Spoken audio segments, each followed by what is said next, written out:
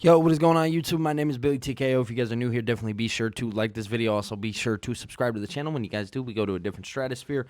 And to say that Monday Night Raw was interesting, that would be an understatement. And in today's video, we're definitely going to talk all about it, guys. I have a Twitter, TikTok, Twitch, Discord, all linked down below for you guys to go check out. Let's just go hop directly into this video.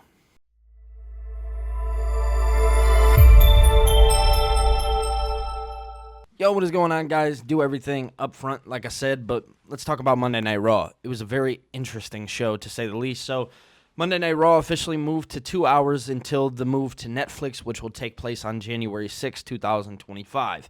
Now, with this being said, everybody and their stepmother was excited. Why were they excited? Well, we get 2 hours of pro wrestling. I can deal with 2 hours. 3 hours is a little tough. 2 hours, cool. Except it's not. And let me tell you why. Because last night's Raw had some very interesting things happen. So I want to kick things off with CM Punk and him coming out. He had instantly cut a promo just talking about how he was beaten and bruised. He's going to go take some time, go spend some time with his wife. But he will hopefully sooner rather than later be back. And then Seth Rollins came out, gave him a little shoulder shrug, and just walked into the ring and said, I can't wait for you to get healthy because I'm going to retire you for good. Rightfully so. Those guys, we know their heated history. Can't wait for that story to tell itself. We also seen Sexy Red in the beginning of the show, and Sexy Red and CM Punk in like the same 5 minutes is absolutely insane. I don't think you can change my mind on that. But there were some things that took place on Raw that really just didn't feel 100% right. And one of those things was the pacing of the show.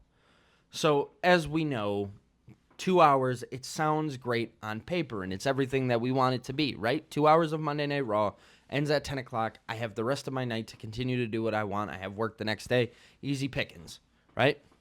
Until you seen that the show had more commercial breaks than what the 3-hour Raw felt like it did. And trust me when I say that there were some great matches. We seen Xavier Woods taking on Jey Uso, and that match was not what you wanted it to be directly, but it felt like because of the commercials, they were just consistently taking away from how good that match could have actually been. We know the bangers that Jey Uso and Xavier Woods have put on between the Usos and the New Day. We've seen those. We know that they put on good wrestling matches. But it felt like it was just very rushed and not timed correctly. Now, we've seen some New Day heat or play, I guess, between Kofi and Xavier, because Xavier lost and, Jay went to go shake his hand and Xavier was like, no, absolutely not. Pretty much just not offering the code of honor. And I think we are on pace for what is going to be an Xavier Woods heel turn. Again, I just hope they don't make it a basic heel turn. Like, if you're going to do it, just at least make it good. But on top of that, we seen Braun Breaker, who many thought was going to go through a babyface turn, and he just speared the shit out of everybody. There is no other way to put that. But then we seen what was, again, this is the really weird part of the show. So we seen some like very vignettes that were just paced poorly, not good. It felt so rushed, and I hated that it felt so rushed. But then you go into another match, and it's between Sheamus and Pete Duane, and it's one of the best TV matches I've seen in quite some time. It was literally a banger, right? Banger after banger after banger. It was legitimately a banger. So it was just so weird how the show, it felt important and it felt good, but it just felt rushed. And then we seen some Dominic, Liv, and Raquel stuff. And then there's another piece that I really want to talk about that I don't want to talk about, but we have to. And that is the women in the 5-on-5 match. Why is all I could say. Why are we putting the women on TV just to have them on TV? Can we not do that? If we're going back down to 2 hours, just make sure who you're putting on the show is important. That's it. I understand that you want to showcase your women and things of that nature, but please do not put them on a 5-on-5, what feels a Survivor Series type match. Please, for the love of God, Don't do that. Don't make us miserable like that. It felt like the Divas era. I'm going to be quite honest with you. It really did. I hate to say that because these women, they work so hard and they deserve so much more. But it did. It did. It felt like you just put them on TV to put them on TV for the sake of time. Like, there were so many other things that you could have put in that position. You could have gave Liv, Dom, and Raquel more time to explain that story. The Rhea Ripley, she wasn't even there, I don't think. So I'm saying all this, and give me a moment because I am going to talk about the main event. I'm saying all this to say that let's just make sure that the timing is correct if we're going to do these 2-hour Raws. Because we feel that SmackDown is rushed too. And I know that the plan is to eventually go back to 3 hours once you get it on Netflix. But I think if you time this correctly, you can make and create good content. I understand that this was their first time at it since 2012. So it's been quite some time. But overall, I think you have something good here. 2 hours is comfortable. We're all comfortable with 2 hours. I know me personally, I'm comfortable with 2 hours. I'm not complaining about it. I'm not going to be the one. I promise you I'm not.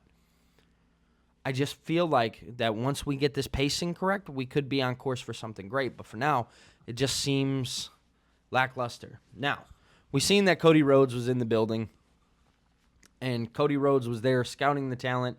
He ran into Sami Zayn. Sami obviously knows what happened. Cody's like, hey, I want to talk about it.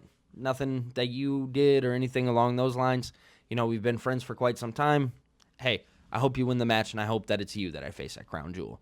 Now, the rumor yesterday on Twitter was that Gunther was going to drop the world title. In my heart of hearts, I knew that Triple H is not going to let Gunther drop that World Heavyweight Championship. I just knew it.